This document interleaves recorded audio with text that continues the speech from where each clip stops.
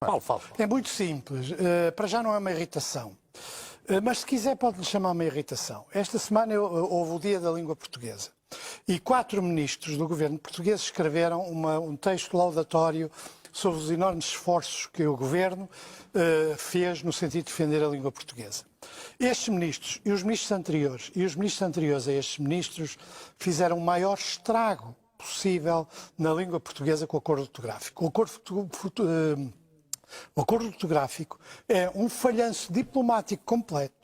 Ajudou a diversificar ainda maior aquilo que é a impressão digital da língua, que é a sua ortografia. Separou ainda mais Portugal do Brasil, de Angola, de Cabo Verde, de Moçambique, porque mesmo os países que formalmente aprovaram o acordo não o aplicam na prática.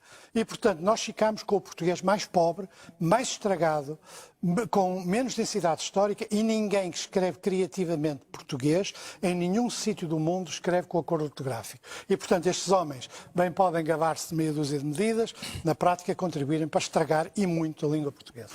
Nós vermos o que, na verdade, é extraordinária a língua portuguesa. Isso é uma mais-valia que ninguém nos pode tirar. Os espectadores vão com certeza gostar. São espectadores? Sim, são espectadores, mas agora são espectadores. Bom, sobraram 3 minutos, 1 minuto para cada um. António Lopes Xavier? Não, eu quero me associar aí ao abaixo o acordo ortográfico.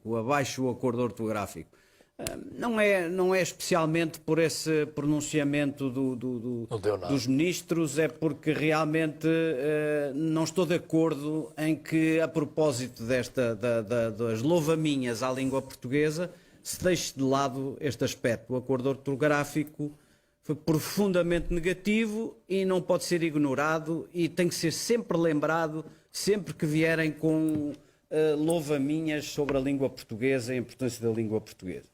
Tanto quanto percebi, Jorge Coelho, o objetivo do artigo era deixar claro o valor que o instrumento língua tem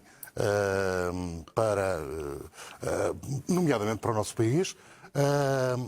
O acordo ortográfico ajuda, de facto, a tornar a língua, a palavra é terrível, mais lucrativa.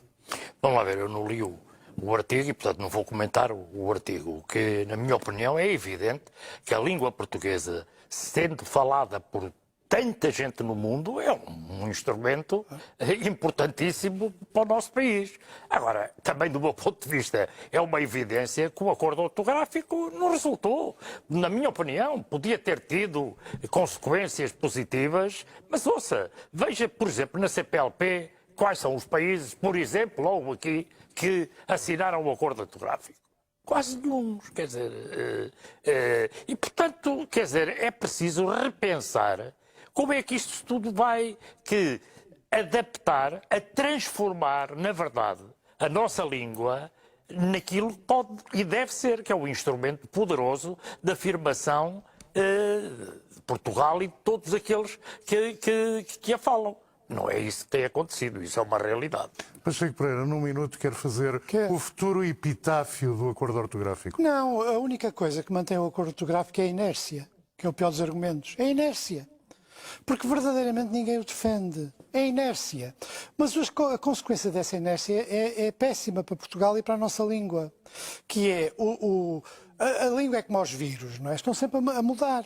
Os países que têm muito dinamismo social, como é o Brasil, a língua tem um dinamismo muito peculiar. Em Portugal não tem o mesmo tipo de dinamismo. Portanto, todos os que querem usar a língua portuguesa como um instrumento de criação têm hoje um instrumento muito mais pobre se seguirem o acordo ortográfico.